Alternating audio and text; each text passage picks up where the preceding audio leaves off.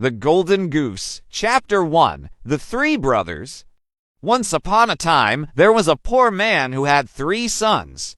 The eldest was proud and selfish, the middle son was clever but unkind, and the youngest was kind and often laughed.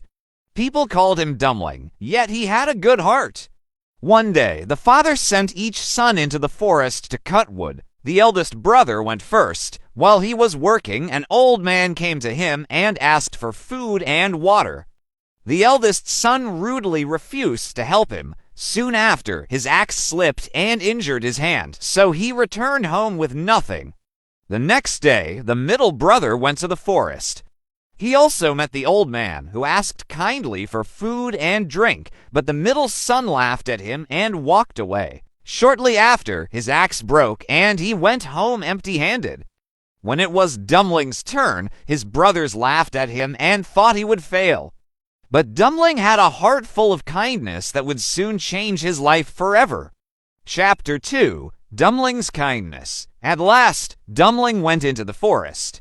Unlike his brothers, he gladly shared his bread and drink with the old man he met on the way. The old man smiled and said, "Because of your kindness, you will be rewarded." He guided Dumpling to a special tree and told him to cut it down. Inside the tree, Dumpling found a goose with feathers made of pure shining gold. Amazed, he gently picked up the golden goose and wondered what adventures it might bring. That night, Dumpling stayed at a small hotel in a busy market. The hotel was owned by a man and his 3 children. They were surprised by the beauty of the goose and became greedy, wishing to take one of its golden feathers. But the goose was not ordinary. It had strange magical powers that would soon appear. Chapter 3. The Goose's Magic. When Dumpling brought the goose into the hotel, curious people gathered to look at it. The goose glowed brightly and attracted everyone's attention. The hotel owner's eldest son tried to steal one of its golden feathers, but when he touched the goose, his hand stuck to it. The second son tried to help him and became stuck as well. Then the youngest son touched the goose and was stuck too. In the morning, Dumpling woke up, unaware of what had happened. He picked up the goose and left the hotel.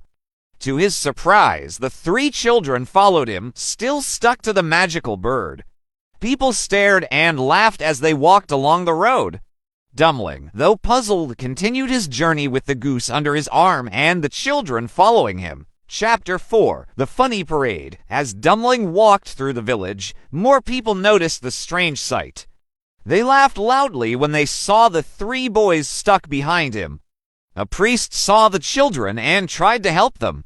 When he touched one of the boys, he too became stuck. Then a man followed by a woman tried to help, but they also became attached. Soon, a long line of people was walking behind Dumpling. Everyone who touched the goose or the children became stuck, creating a funny parade through the village. Dumpling kept walking calmly, not understanding why so many people were following him. Chapter 5. The Princess Laughs. The parade finally reached the royal palace. The king had a daughter who had never smiled or laughed before. He had promised that whoever could make her laugh would marry her. When the princess saw Dumpling and the long line of people stuck behind him, she laughed loudly for the first time in her life.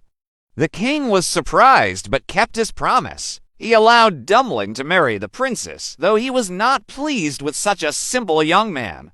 Chapter 6. A Happy Ending. Although the king kept his promise, he tried to avoid giving his daughter to Dumpling. He set difficult tasks for him, hoping he would fail. With the help of the magical goose and his good heart, Dumpling succeeded in every task. At last, the king accepted him. Dumpling married the princess, and they lived happily together.